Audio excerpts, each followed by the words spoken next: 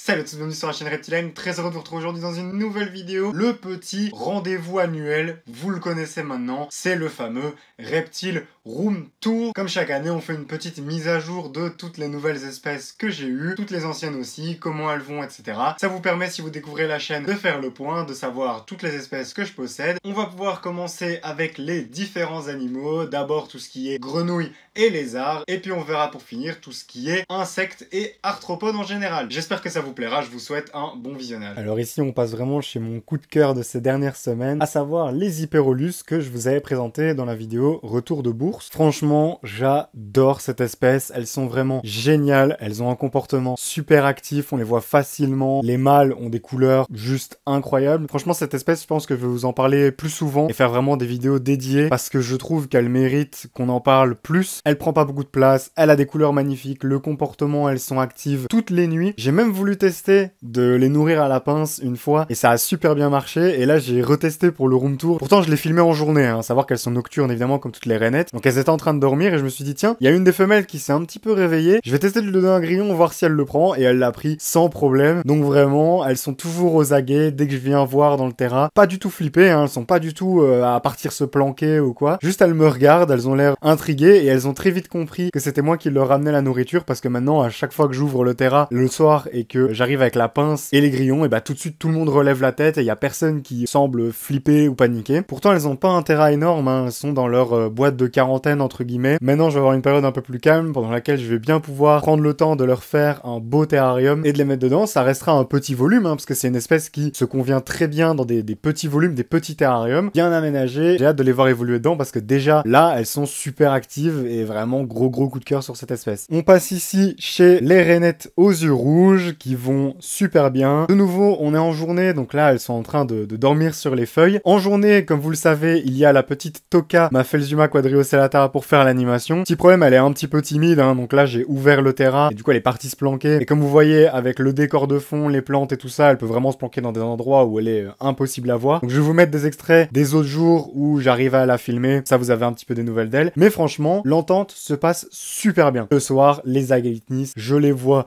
bouger de partout, elles ont super bien grandi, elles ont vraiment elles ont doublé de volume en très peu de temps, et elles sont super actives dans ce terrain, donc c'est un plaisir de les observer. Le terrain, il y a eu des petites galères au niveau du philodendron qui a poussé un peu n'importe comment, il a perdu toutes ses feuilles qui étaient un peu à l'ombre et il est allé se développer à la lumière, donc il s'est mis un peu n'importe comment, mais il a refait des feuilles de l'autre côté, donc je pense que voilà, il fallait le temps qu'il s'adapte au nouveau terrarium et qu'il reprenne ce nouvel espace, mais je pense que d'ici quelques semaines, quelques mois, il aura bien occupé l'environnement et ce sera vraiment une grosse zone plein de feuillage. C'est vraiment ce qu'on recherche pour ce genre de terrarium et pour ce genre d'espèces, surtout les Agalitnis. Et même pour les Phelsuma, c'est vraiment bien parce que ça leur permet de se sentir plus en sécurité lorsqu'ils se déplacent, en sachant que c'est une espèce qui est souvent assez stressée. D'ailleurs, je vous ai parlé de Toka, mais pour ce qui est de Pabli, ma Phelsuma lineata, elle va très bien aussi. Je vous la montre moins souvent parce que pareil, je suis dans ces changements de terrarium et tout ça. Elle va très bien, elle est en pleine forme, toujours très active, toujours assez flippée, donc effectivement, c'est compliqué de vous la filmer. Elle vit sa petite vie et elle est toujours sympa à observer avec ses belles petites couleurs de Phelsuma. Ici chez les dendrobates, on va donner d'abord des nouvelles des petites Ranitomeya. J'ai eu une petite galère sur le terrain. Honnêtement, je suis un petit peu déçu, il y a des plantes qui ont pas bien tenu. Alors les grenouilles, il y a pas de problème, elles vont super bien, le petit couple de Ranitomeya va à merveille. Donc voilà, ce terrain, je vais essayer de pas de le refaire quand même parce qu'il est bien aménagé, mais d'essayer peut-être de rajouter une ou deux plantes, peut-être rajouter un petit peu de lumière. Mais non, ce genre de terrain, il faut pas trop surcharger parce que les Ranitomeya, elles aiment pas les températures élevées. Donc on va voir un petit peu comment je peux faire. En tout cas, elles ont toujours leur bromélia dans laquelle elles ont élu refuge, celle-là elle tient super bien donc il y a pas de problème. Et surtout, les petites filoutes, je les vois plus beaucoup parce que elles ont trouvé une astuce, c'est que comme vous le savez, j'avais empilé plusieurs couches d'écorce de liège qui étaient avec des petites fissures et tout ça pour que ce soit plus naturel. Et évidemment, elles ont réussi à se creuser des petites galeries, enfin à trouver des entrées vers des petites galeries, et en fait elles squattent tout le temps derrière le décor. À certains moments de la journée, elles sortent et elles vont se mettre dans la bromélia, et là je peux les observer un petit peu, filmer quelques extraits, mais le reste du temps elles sont vraiment planquées dans le décor. Ensuite les philobates, c'est un peu pareil. Dans les plantes, il y a eu des réussites, il y a eu des petits échecs. Donc il y a des choses que j'ai replantées, que j'ai un petit peu modifiées et que je continue de modifier régulièrement. Pour ce qui est des animaux, tout le monde va bien. Elles ont chacune leur petite cachette. Ce que je suis très content, c'est qu'elles exploitent bien. Si vous vous rappelez, hein, j'avais expliqué comment j'avais fait le terrarium. J'avais fait vraiment une espèce de caverne comme ça grâce à une écorce de liège. Et bah ça, elles l'exploitent super bien. J'en ai 2 qui sont tout le temps dedans, qui par contre sont assez curieuses. Hein. Elles ont très vite compris aussi que quand j'ouvrais le terrasse, c'était pour leur mettre à manger. Ce qui fait que souvent, elles font leur petite vie. Je les entends chanter la journée et tout ça, mais je les vois pas tellement. Par contre, quand j'ouvre le terrain, là, j'ai tout le monde qui vient sortir sa tête des cachettes pour voir si j'amène à manger. Elles viennent même contre mes mains et tout ça. Elles sont vraiment pas flippées pour le coup. Et comme je dis, elles ont chacune leur petit spot. Donc franchement, pareil, les philobates, super fun à observer, très actives. Et c'est ça que j'aime avec les grenouilles de manière générale, c'est que comparé à des lézards ou des serpents, l'activité est beaucoup plus importante. Ici, on est chez les anciens de ma chaîne avec South, ma femelle Pogona viticeps, qu'on ne présente plus. Vous la connaissez bien, hein, la mémère. Elle va toujours aussi bien. Bien sûr, elle prend de l'âge, hein, elle est toujours bien fat, hein. Ça par contre, je la nourris pas tant que ça, j'essaye de voir un petit peu pour qu'elle maigrisse et tout ça, mais ça bouge pas. Clairement, elle garde son bon bidou. À côté de ça, elle vit très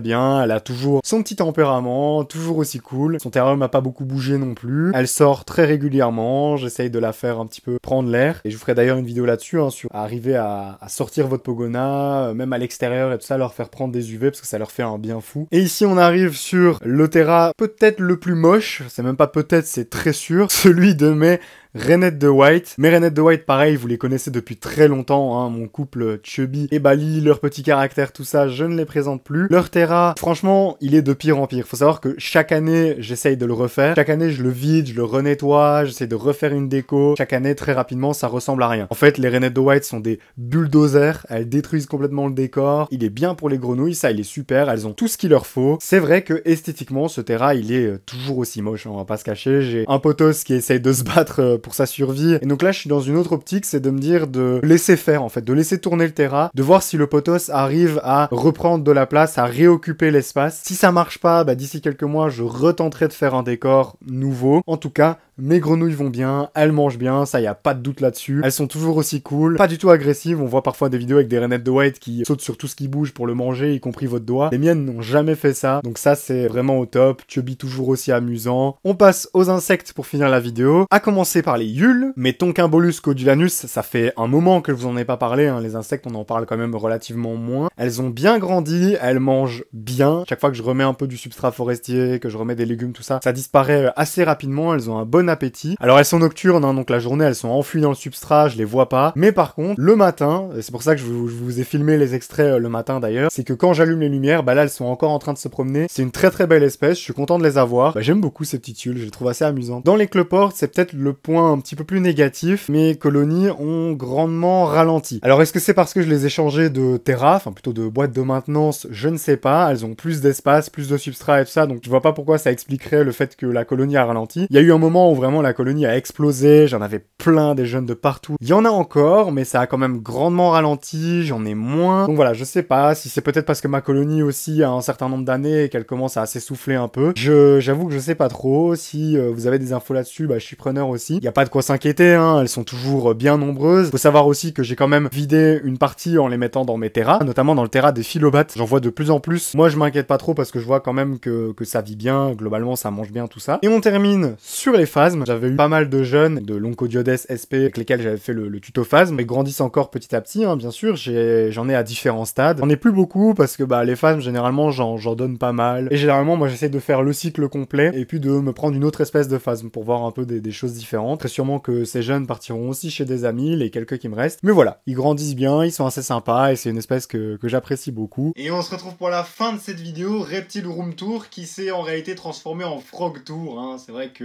vous connaissez ma passion pour les grenouilles, je pense que vous en êtes rendu compte dans la vidéo pour ceux qui me découvrent. En tout cas, j'espère que ce room tour vous aura plu, que vous aurez pu en apprendre un petit peu plus sur mes différents animaux. Si vous voulez en découvrir plus sur eux, bah n'hésitez pas à faire un tour sur ma chaîne, il y a plein de contenus les concernant. À vous abonner parce qu'il y aura évidemment plein d'autres contenus supplémentaires qui va arriver, y compris sur des nouvelles espèces, du serpent, des arthropodes. Je vais vous présenter plein de choses, plein de chouettes projets qui arrivent. J'espère que vous serez à fond pour soutenir ça. Et merci à tous d'avoir regardé cette vidéo. On se retrouve dans une prochaine, la semaine prochaine. Ciao tout le monde!